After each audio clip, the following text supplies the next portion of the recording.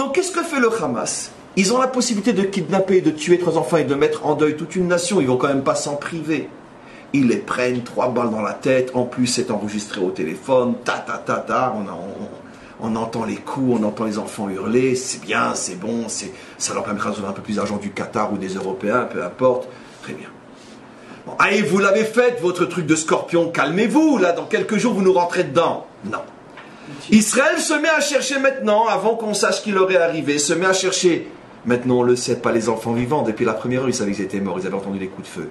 Au moins trouver les corps. C'est pour ça qu'au bout du 3e jour, notre armée nous annonce qu'ils sont en train de chercher dans les égouts. Tout le monde s'est posé la question à ce moment-là, moi le premier, pourquoi ils cherchent dans les égouts? Après, on a compris qu'ils savaient qu'ils étaient morts. Donc ils cherchaient dans des égouts. Le 2e jour, ils cherchaient dans les égouts. Parce qu'ils avaient l'enregistrement téléphonique. Mais en cherchant les corps, on s'est aperçu, entre parenthèses, que dans Hebron, c'était comme Gaza. Il y avait toute une infrastructure du Hamas souterraine. Et donc, évidemment, on en a profité pourquoi? Pour détruire les infrastructures au maximum. Si déjà on y est, et on a trouvé des milliers d'armes, et des dizaines de tunnels, etc., et on a tout détruit. Si le Hamas avait été intelligent, la dernière chose qu'il avait à faire, c'est tirer. Pourquoi le Hamas a tiré? C'est l'histoire du scorpion. Vous n'allez quand même pas nous détruire nos infrastructures à Hebron. Pourquoi le Hamas a commencé à tirer? Pour 2 raisons.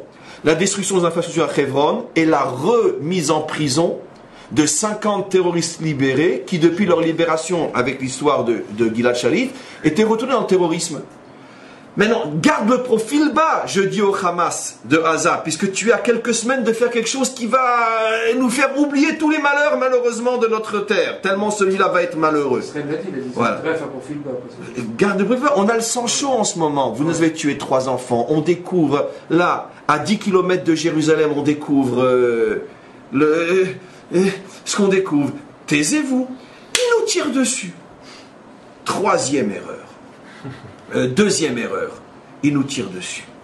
3e erreur, Israël leur dit, écoutez, tirez dessus un petit peu pour vous lâcher, parce que vous êtes des scorpions, mais dépassez pas quand même la limite. On est prêt, parce que nous on est juifs, on est prêt à en accepter 10, 20, 30, 100, un petit blessé par-ci, un petit blessé par-là, je veux dire, on en a vu pire. Vous n'allez pas quand même nous en mettre 1200 sur la tête. Et ils continuent. On arrive à 1200. Israël leur dit, on va rentrer. C'est pas grave, on rentre. 3e erreur. Après, 4e erreur. Il y a un cessez-le-feu. S'il avait accepté le cessez-le-feu, c'était fini, on ne pouvait rien faire. Ça, c'est la plus grande des erreurs. Il refuse le cessez-le-feu. Mais c'est incroyable, ça. C'est incroyable. Ce qui veut dire, mes amis, qui a sauvé notre nation? Les 3 enfants. C'est pas seulement des Gdoshim, des âmes saintes, en ce sens que tout celui qui meurt à Kiddushat Hashem est un saint. Mais ça dépasse l'entendement. Ces 3 enfants portent le mérite du sauvetage, pas seulement de notre nation, de tout Israël partout dans le monde.